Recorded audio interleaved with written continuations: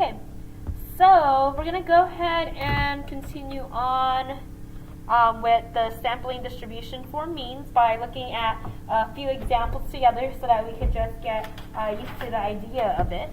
So the first example is called loans. Based on a past experience, a bank believes that 7% of the people who receive loans will not make payments on time. The bank has recently approved 200 loans. What are the mean and standard deviation of the proportion of clients in this group who may not make timely payments? What assumptions underline our model? And then are the conditions met? Explain. Then, part C, what's the probability that over 10% of these clients will not make timely payments? Okay, so first thing you need to do is identify all the information. And so here I have that 7% will not make payments on time, and so that is a proportion given to us.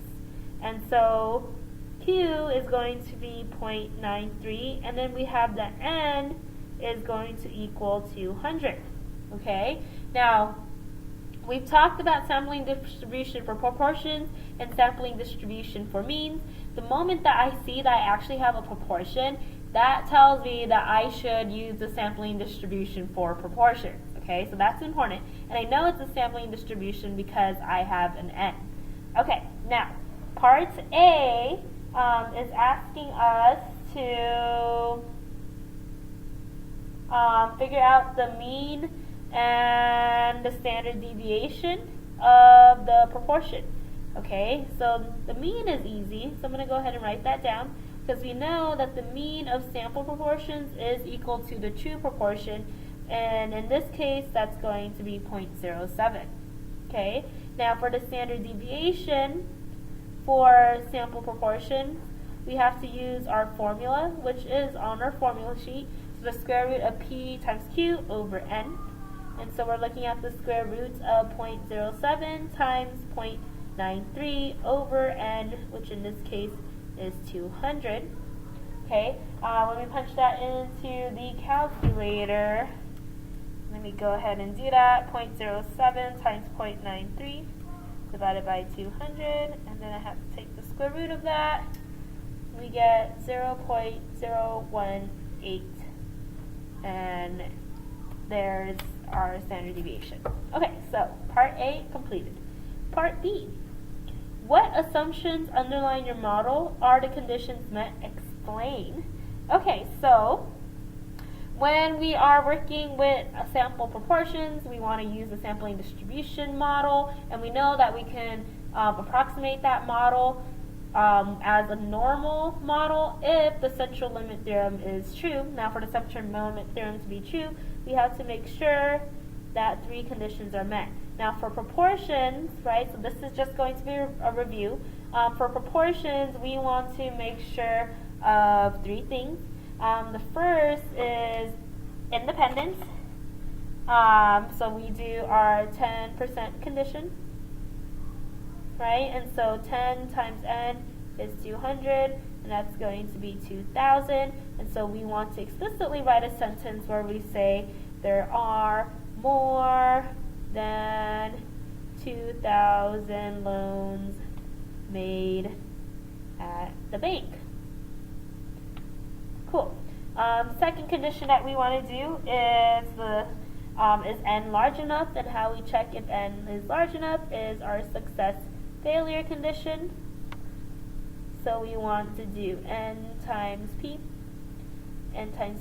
so 0.07 times 200, and that's going to be 14, which is at least 10. So we know that at least 10, right, is going to be making late payments, and then we want to do the failures, 0.93 times the 200, and that's going to be 186, which is definitely at least 10. So we're good. We have at least 10 successes and at least 10 failures. And then the third thing is randomization. So we either have a simple random sample. If you don't, then we want to assume that our sample is representative of the population. So let's go ahead and do that. Assume the sample of loans is representative of all loans.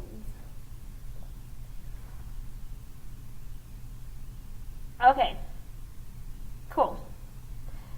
So conditions have been met, so we're going to explicitly write that. Conditions met. To use the normal model for the sampling distribution for proportions. Okay, since I said that, then my model is n, where our mean is our population proportion, and our standard deviation was the one that we had calculated earlier. Okay, there's part B. Part C. What's the probability that over 10% of these clients will not make timely payments? So let's go ahead and write that out. So let me write this in probability notation. So the probability that the sample proportion is going to be over 10%. Okay, so that's what I am looking for, 10%. And so my normal model, so I always like to draw a picture so we can see what's happening. So we have our mean, which is 0.07, and then we want to find the probability that's over 10%, so that's going to be above the mean, somewhere over here. And so we essentially want to find this area, okay, which means, right, if I'm going to go to my z table, I'm going to find the area below, I want the area above, and so that means I have to take the complement. So I'm really going to find the probability of the proportion being less than 10%, right? That's what I'll find in my table, and then I have to subtract that from 1. Now for me to be able to use my table, I need to calculate the z-score, and so we're working with sample proportions, so we want to take our sample proportion, subtract it from the mean of sample proportion, and then divide it by the standard deviation of all the sample proportions. And so we're going to have 0.1 minus 0.07 over 0.018, right? And I'm getting that from here. Now that, once I punch that into the calculator, 0.1 minus 0.07 divided by 0.018, I have, what is this? Oh, 1.67, okay, and that's rounded. Now I'm going to go ahead and go into my z table. So here's my z table. Look for 1.67. Here's 1.67 right here, right? 0.9525. Let me write that down. So 1 minus 0.9525. Okay, now let me go ahead and subtract that from 1. And we get 0.0475. Okay, so what's the probability that over 10% of these clients will not make timely payments? 4.75%. Okay, and then we are done. Okay, so that is the sampling distribution proportions. Let's go ahead and check out the next example. So this one's called pregnancy. Assume that the duration of human pregnancies can be described by the normal model with mean 266 days and standard deviation of 16 days. Cool. What percentage of pregnancies should last between 270 days and 280 days? So this is all pregnancies, right? And so I'm just going to use the regular normal model. Okay, so we know that the human pregnancies are normal, so normal. Mean is 266, standard deviation is 16. Okay, mean is 266, standard deviation is 16. Okay, so this is basically a unit 3 problem. So I want to find the probability that pregnancies are going to last between 270 days and 280 days. So it looks like one of these kinds of problems. Now, this x, right, I'm going to go ahead and define that. Let x equal number of days, basically, pregnant. But yeah, number of days. Okay, so basically what we're going to do here, right, is recognize that we are trying to find the area that is between these two places. So 266 is our mean, 270 is located here, and 280 is like somewhere over here. Okay, so that's just me sketching it out. It's not exact, but I know that both of those are above the mean, and I want to find the area that's in between. Okay, so that's the area that I'm looking for. And so what that looks like, right, is I essentially want to find the probability that x is going to be less than 280, and then I'm going to subtract the probability that x is less than 270. Okay, if you're going to use the calculator function, and I recommend that you try it out when you get a calculator, 270 would be your lower bound and 280 would be your upper bound, and then you could just punch that in to your normal CDF. But I'm going to do it by hand here. Okay, so this is what I want to find. So let me find the z-score of each one of these. So the z-score for the 280, so 280 minus the 266, which is the mean, over the standard deviation is 16. Right, so this is a good review of Unit 3. So 280 minus 266 divided by 16. My z-score is 0.875. And then let's find the other z-score for this one. So probability that x is less than 270. So 270 minus 266 over 16. Okay, so let me punch that into the calculator. And so we have, let's see, 270 minus 266 divided by 16, and I have 0.25. Okay, so now let me just separate that so that it doesn't get confused with the other work. Okay, so now I'm back over here. So now I have the z-scores. So this is for the 280, 0.875. I'm going to go over here, look for 0.875. Oh, two decimal places. So 0.88 is what I'm going to look at. 0.88. Here we are. So I'm at 0.8106. 0.8106. So that's the area below 280. Now let me find the area below 270. The z-score for 270 was 0.25. So let's look for 0.25 on our table. Here's 0.25, 0.5987, 0.5987. And let me actually subtract that out so I can have the area that's in between. 0.8106 minus 0.5987, and we have 0.2119. And so basically we are saying that 21.19% of pregnancies last between 270 days and 280 days. Okay, so that's the interpretation. Again, I copied and pasted that from the actual problem, so you should know how to interpret that. Okay, so let's go ahead and look at the next problem, which is B. So at least how many days should the longest 25% of all pregnancies last? Oh, I really like this one. So this is still talking about the regular normal model that we learned back in Unit 3. So here's my normal model. It's saying the longest 25% of pregnancies. So basically what we have is that we know that this area is 0.25 above, and I want to find this right here. Okay?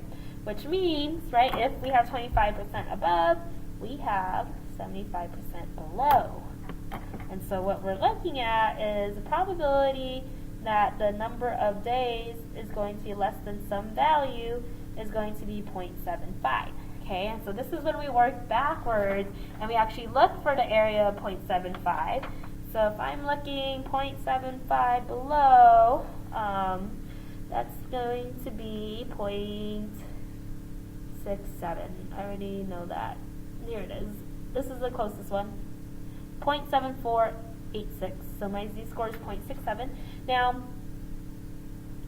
why do I know it's going to be 0.67? If you have 75% of the data below you, 25% above you, that means that you're quartile 3. And if you remember, quartile 3 is 0.67 as its z-score, right? And then if you wanted to be quartile 1, 25% below, 75% above, be negative 0.67, right? So that is an important z-score that would be good to know from memory. Now, once I have that, I get to plug stuff in. Z is equal to x minus mu over the standard deviation. So I'm going to use that. So my z-score is 0.67. I'm trying to find the x. I'm trying to figure out the number of days. My mean is 266 and my standard deviation is 16. Okay, now all I got to do is manipulate that equation. I'm going to multiply by 16 on both sides, and then I'll add that 266. Okay, multiply by 16, get rid of it, that fraction, and then add the 266.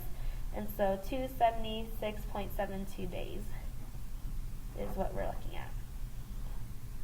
Okay, so now let's look at our next problem, C.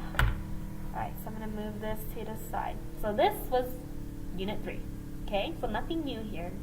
Part C. Suppose a certain obstetrician, I don't know if I said that right, is currently providing prenatal care to 60 pregnant women. Okay, cool. So now we have an N. Alright, so we have an N. Let Y bar represent the mean length of their pregnancy. According to the central limit theorem, what's the distribution of this sample mean Y bar? Specify the model, the mean, and the standard deviation. Okay, so before I do anything, right, I am going to check my conditions. Okay, so every time we're going to check our conditions. Now for the mean, first we want to make sure that we have some randomization there so that our data is not biased. Okay, and so it's not a random sample, it's a certain doctor who's working with these 60 pregnant women, and so we want to assume that the sample is representative of all pregnant women. And once we have that, then we know that we don't have a biased sample in any way. Okay. Now, next thing that we want to check is independence, right? And how we check that is by our 10% condition. Okay, so 10% condition, what we do is take our N, which is 60, and multiply by 10. And that's going to be 600. And so we are going to say there are more than 600 women. Oh, pregnant women, let me just add that, that's important. There are more than 600 pregnant women under who get prenatal care. Okay, awesome. Then, last thing that you want to check is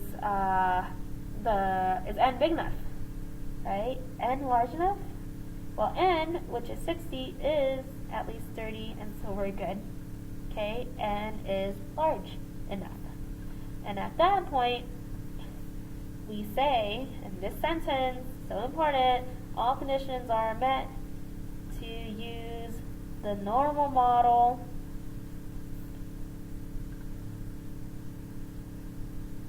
for the sampling distribution for E. Okay, now specify a normal model. So N, our mean is the true mean, which is 266. And then our standard deviation, we have to recalculate it, right? So our standard deviation over the square root of N is what we want to find. So that is 16 divided by the square roots of 60, And we are going to get, so let me clean that up. So 16 divided by square root of 60, we get 2.065.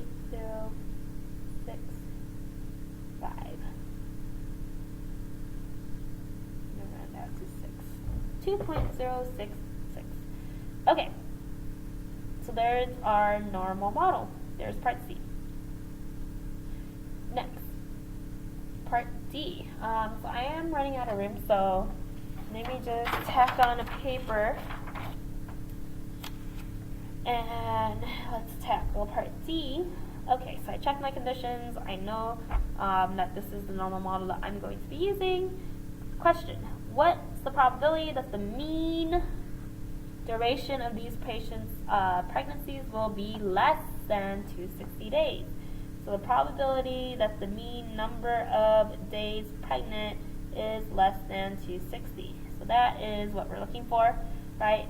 If I draw out and sketch out what our normal model looks like, so I want to sketch out what the area is. So the mean is 266. 260 is the low, so maybe it's somewhere over here. And so this is the area we want, because we want it to be less. Now for us to get there, we have to calculate the z-score. So here's the z-score formula again. Z is equal to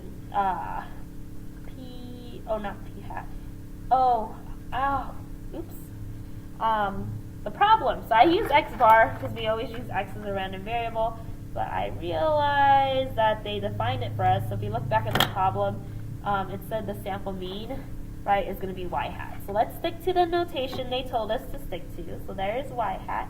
And so here, y hat minus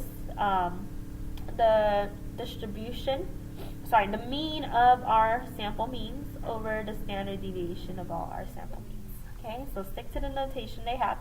So we want it to be, the mean to be less than 260. So 260 minus 266, which is the mean of all the sample means over the standard deviation, which we calculated right here, 2.065. Okay, so let's go ahead and punch that into the calculator. So we have 260 minus 266 divided by 2.065, negative 2.90. Whoa, so that's not going to be very likely for looking at that z-score, right? More than 2 standard deviations away, we always say that it's going to be unlikely. So now I'm going to go ahead and go over to my z table and look for that area. So negative 2.9, negative 2.9, where are we? Here it is. So negative 2.90. Oh, it's 0.5. Okay, so then that means negative 2.91, just to be more precise. So negative 2.91, 0.0018.